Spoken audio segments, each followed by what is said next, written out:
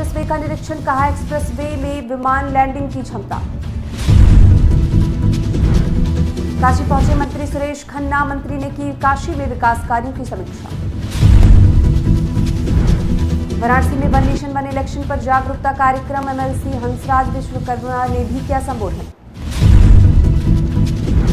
पीलीभीत में भारत नेपाल सीमा का हुआ निरीक्षण, डीएम-एसपी ने किया भारत नेपाल सीमा का निरीक्षण। नमस्कार, आप देख रहे हैं आज की खबर। मैं हूं आपके साथ रुचि। आइए देखते हैं यूपी बुलेटिन में क्या कुछ है खास। शाहजहांपुर में मुख्यमंत्री योगी आदित्यनाथ ने गंगा एक्सप्रेसवे का निरीक्षण किया। निरीक्षण के दौरान सीएम योगी ने कहा कि ये देश के सबसे लंबे एक्सप्रेसवे में से एक है। उन्होंने बताया कि गंगा एक्सप्रेसवे का निर्माण कार्य नवंबर तक पूरा हो जाएगा। इस एक्सप्रेसवे की विशेषता ये है कि इसमें लड़ाकू या व्यावसायिक विमानों की लैंडिंग की क्षमता भी है। ये परियोजना राज्य के विकास में महत्वपूर्ण भूमिका निभाएगी। उत्तर प्रदेश कैबिनेट ने निर्णय लिया था कि हमको पश्चिमी उत्तर प्रदेश को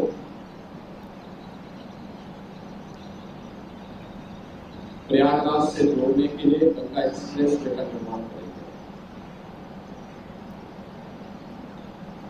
इसका पीपीआर तैयार हुआ और अंततः 2020 में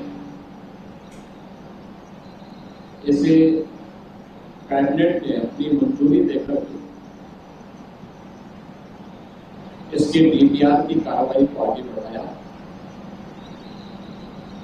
कुल 594 किलोमीटर लंबा यह एक्सप्रेसवे 6 लेन का है और यह 8 लेन तक बढ़ाया जा सकता है, जिसमें 18,000 एकड़ लैंड इस पूरे एक्सप्रेस वे के लिए किसानों से खरीदा गया। और आपने देखा होगा कि कहीं भी कोई किसान से संबंधित कोई मुद्दा नहीं है, जिस पर 36,230 करोड़ रुपए ईपीसी मोड पर एक पूरा कार्य हुआ, जिसमें जमीन उत्तर प्रदेश सरकार की है, यूपीडा उसको देख रही है और बाकी कंस्ट्रक्शन करने वाली कंपनी अपना पैसा लगा करके इस एक्सप्रेसवे का निर्माण कार्य कर रही है। वाराणसी पहुंचे यूपी सरकार के मंत्री सुरेश खन्ना ने सर्किट हाउस में विकास परियोजनाओं की समीक्षा की। इस दौरान उन्होंने अधिकारियों को गुणवत्ता और समय पर काम पूरा करने के निर्देश दिए। मीडिया से बात करते हुए उन्होंने कहा कि भारत पहलगाम हमले के लिए पाकिस्तान को कभी माफ नहीं करेगा और मोदी सरकार उसे सबक सिखाएगी। गंगा किनारे निर्माण के सवाल पर मंत्री बिना जवाब दिए निकल गए। $1 ट्रिलियन इकोनॉमी में वाराणसी का क्या हिस्सा है, क्या स्थिति है? तो प्राइमरी सेक्टर, सेकेंडरी सेक्टर और टर्शरी सेक्टर। प्राइमरी सेक्टर अर्थात कृषि और संबद्ध क्षेत्र, सेकेंडरी सेक्टर अर्थात मैन्युफैक्चरिंग और संबद्ध क्षेत्र और टर्शरी सेक्टर अर्थात पर्यटन और होटल सेक्टर। इन सारे विषयों के ऊपर हमने चर्चा की और लोगों को इसके संबंध में हिदायत भी किया है कि हमारे जिलाधिकारी सभी लोगों के साथ बैठकर हमारे कृषि क्षेत्र में, मैन्युफैक्चरिंग क्षेत्र में और पर्यटन क्षेत्र में जितने भी विभाग आते हैं उन सबकी अलग अलग समीक्षा करें।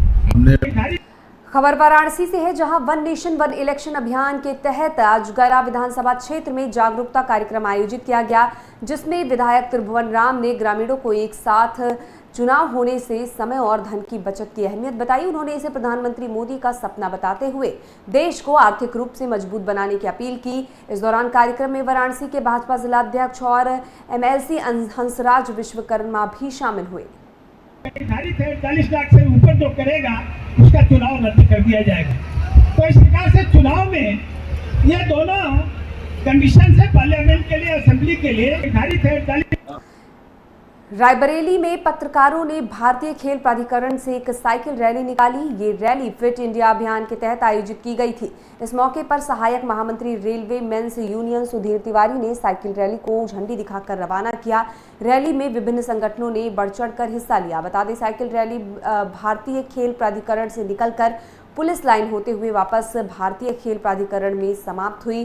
भारतीय खेल प्राधिकरण के प्रभारी अभय कुमार के द्वारा सभी पत्रकारों का आभार व्यक्त किया गया और अपील की गई कि साइकिल रैली की जागरूकता आप अपने आसपास के लोगों तक भी पहुंचाएं। आज भारत सरकार द्वारा जो फिट इंडिया माननीय नरेंद्र मोदी जी ने जो अभियान शुरू किया है कि सब हम समाज के हर वर्ग के लोग स्वस्थ रहें, इसी के तहत साईं हॉस्टल में जो है रायबली साईं हॉस्टल में एक साइकिल चलाने के लिए पत्रकारों को आमंत्रित किया गया था और अच्छा लगा। सारे पत्रकार यहाँ पर आए और साइकिल से शहर के मुख्य मार्गों पे जो है साइकिल चलाई और एक अच्छा मैसेज समाज को देने का प्रयास किया गया है कि समाज के हर वर्ग के लोग, चाहे वो महिलाएं हों, चाहे लड़कियां हों, चाहे लड़के हों, युवा हों, साइकिल चलाकर एक अपनी बॉडी को स्वस्थ रख सकते हैं। इसलिए जो है ये एक प्रधानमंत्री जी द्वारा जो अभियान शुरू किया गया है ये जनहित के लिए बहुत अच्छा रहेगा और सब स्वस्थ रहेंगे और फिट रहेंगे। आज भारतीय खेल प्राधिकरण भारत सरकार द्वारा एक साइकिल रैली का आयोजन किया गया और ये भारत के प्रधानमंत्री माननीय नरेंद्र मोदी जी का fit India Sunday for cycle एक ड्रीम प्रोजेक्ट है और उसके पीछे सरकार की सिर्फ मंशा है कि समाज के जो भी प्रमुख वर्ग हैं, जैसे लोकतंत्र का चौथा खंभा जो मीडिया होती है, आज हमारे मीडिया के साथियों ने साइकिल चला करके एक समाज में जनमानस में संदेश देने का काम किया है कि साइकिल चलाइए और फिट रहिए। साइकिल एक ऐसा इक्विपमेंट है जिसको चलाने में न किसी डीजल की ज़रूरत है, न पेट्रोल की ज़रूरत है, न बिजली की ज़रूरत है, सिर्फ आपके श्रम की ज़रूरत है। आप साइकिल चला लीजिए, आपको और कोई भी एक्सरसाइज करने की ज़रूरत नहीं। इसको हमें भारतीय खेल प्राधिकरण द्वारा फिट इंडिया के तहत साइकिल रैली का आयोजन किया गया है। सर, ये हर रविवार को विभिन्न विभागों के साथ, विभिन्न संस्थाओं के साथ इसका आयोजन किया जा रहा है। इस बार जो हमारे लोकतंत्र का चौथा खंभा कहते हैं जिसको मीडिया के द्वारा ये इस बार कराना था और इस पे मीडिया के सभी लोगों ने बढ़ चढ़ कर हिस्सा लिया। माननीय प्रधानमंत्री जी का ये संदेश है कि आप साइकिल चलाएं और स्वस्थ रहें। राष्ट्र का हर वर्ग जब स्वस्थ रहेगा तो पूरा राष्ट्र स्वस्थ रहेगा। यही उनका संदेश है जो जन जन में पहुंचे।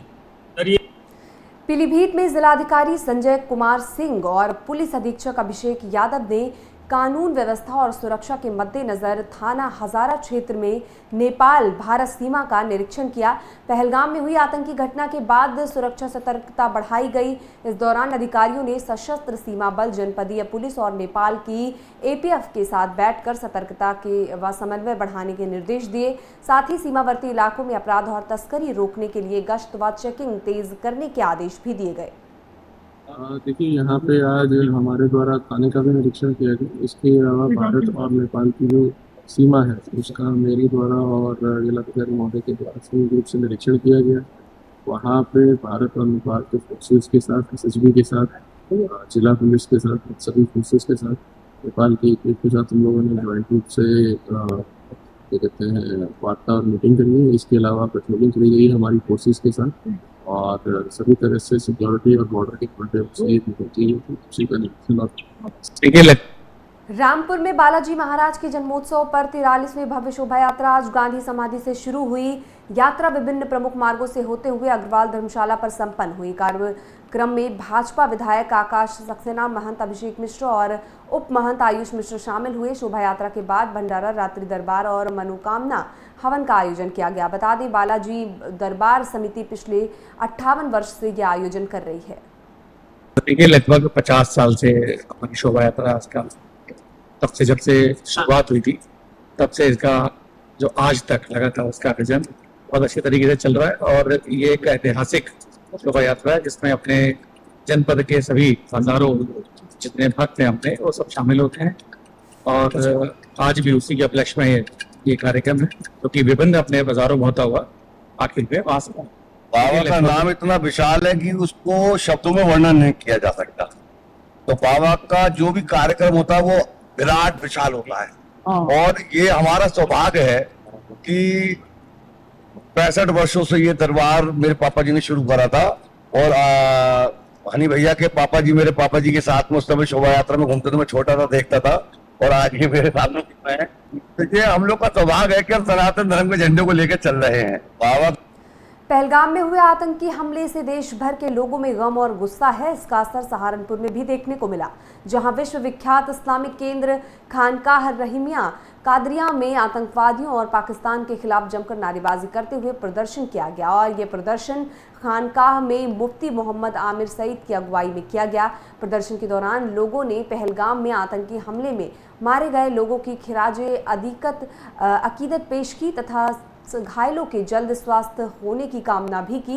इसके अलावा उन्होंने सरकार से मांग करते हुए कहा कि सीमाओं की सुरक्षा बढ़ाई जाए ताकि आतंकी देश में ना आ सके। का एक वक्त तहरीक रेशमी रुमाल में अपना किरदार अदा कर चुकी है और मुल्क के साथ कंधे से कंधा मिलाकर चलती है। हमेशा अंग्रेज़ के फसाने में भी, अंग्रेज़ को दफ़ा करने के लिए भी इस खानका का एक मुस्तकिल किरदार रहा तहरीक रेशमी रुमाल के नाम से। और आज भी हम इसके जो हमारे जो बड़े हैं, जिम्मेदार हैं, उनकी तरफ से इसकी निगरानी करते हैं। ये बस आतंकवाद के ख़िलाफ़ जो हालात सामने आए हैं, इंसानियत की दुश्मनी उन्होंने जो दिखाई है उसके मुतालिक था, क्योंकि कुरान और हदीस का जो असल निचोड़ है, दो चीज़ें हैं, बुनियादी तालीम दो चीज़ें हैं, एक खुदा परस्ती और खुदा परस्ती के नतीजे में इंसान दोस्त। अगर ये चीज़ है तो वो मजहबी है, और अगर इसके ख़िलाफ़ इंसानों को तकसीम करता है या अपनी कोई मनमानी करता है, वो खुदा परस्त हो नहीं सकता। कुरान करीम ने तो ऐसे लोगों के बारे में कहा है, ये तो सिर्फ अपने मुँहों से बात करते हैं कि हम मुसलमान हैं, हकीकत में ये लोग मुसलमान है ही नहीं। जब ऐसे लोगों के बारे में कुरान करीम इनकार करता है तो कौन आदमी उनको मुसलमान कहता है। लखीमपुर खीरी के शेखपुर गांव में जल जीवन मिशन के तहत बनी पानी की टंकी इस्तेमाल से पहले ही भरभरा कर गिर गई। हादसे में सोलर सिस्टम और फसल को भी नुकसान हुआ। 3.50 करोड़ की लागत से बनी योजना अभी तक हैंडओवर भी नहीं हुई थी कि जिसके बाद जिलाधिकारी दुर्गा शक्ति नागपाल ने मामले में जांच के 3 सदस्यीय टीम गठित कर 3 दिन में रिपोर्ट तलब की है। घटना से योजना में गहरे भ्रष्टाचार की आशंका जताई जा रही है। यूपी बुलेटिन में बस इतना ही। फिर हाजिर होंगे नई खबरों के साथ, तब तक के लिए देखते रहिए आज की खबर।